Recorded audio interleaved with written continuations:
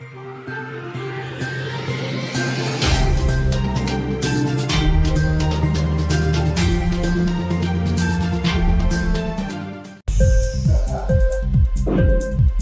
TV prime time news కి స్వాగతం.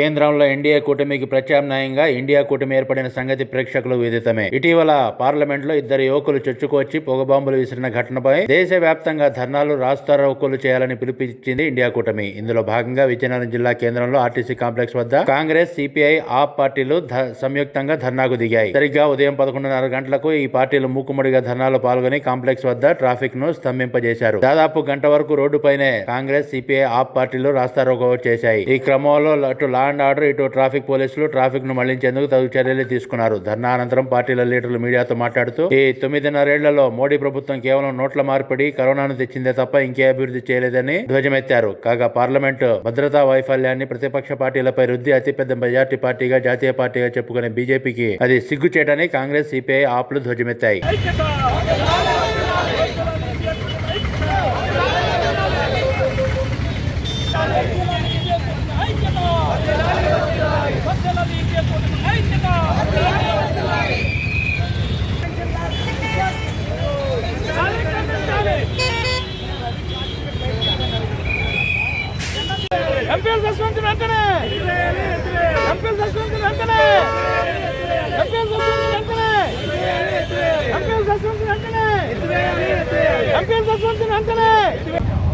Parliament భద్రతా వైఫల్యాలపై ఇండియా కూటమి ఆధ్వర్యంలో ఈరోజు దేశం మొత్తం మీద నిరసన కార్యక్రమాలు చేపట్టిన భాగంలో విజయనగరం జిల్లాలో ఉన్న Congress party, Aam Aadmi party, CPI, CPM, CPIML పార్టీలన్నీ కలిపి ఈరోజు విజయనగరం ఆర్టీసీ కాంప్లెక్స్ ఎదుట నిరసన కార్యక్రమం చేపట్టడం జరిగింది. ఇండియా కూటమిగా ముఖ్యంగా 3 డిమాండ్లను ఈ దేశం మొత్తం మీద కేంద్ర ప్రభుత్వం మీద ఒత్తిడి చేయడానికి 3 డిమాండ్లు చేస్తున్న ఈ నిరసన కార్యక్రమం భాగంగా మొదటగా ఏదైతే డిసెంబర్ 13వ తారీఖున పార్లమెంట్లో ఇద్దరు ఎంపీలు ఉన్న బీజేపీ కార్యకర్తలు అవ్వచ్చు, వాళ్ళ తాలూకు ఏవైతే పాసులు తీసుకొని స్మోక్ పాయిజన్ లాంటిది పార్లమెంట్లో ప్రవేశించారు, వాళ్ళని హోంశాఖని పార్లమెంట్ సమావేశంలో 141 మంది ఎంపీలను ఏదైతే వాళ్ళు సస్పెండ్ చేశారో దాన్ని పూర్తిగా ఎత్తివేయాలని ఇండియా కూటమి మొదటగా డిమాండ్ చేస్తుంది.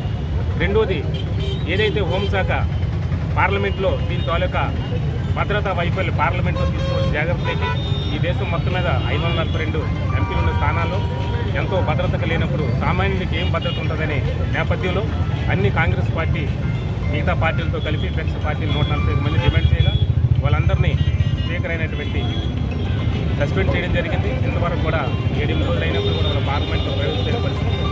దీనికి పూర్తిగా ఈ దేశం ఉన్న ఎంపీలందరూ కూడా పట్టుబెట్టి ఎలాగైనా దీనికి హోంశాఖ, కేంద్ర హోంశాఖ అంశాన్ని ఇవ్వాలని, వివరణ ఇచ్చాకే పార్లమెంట్లో ముందుకు ఏదైనా కార్యక్రమం జరగాలని డిమాండ్ చేయడం జరిగింది.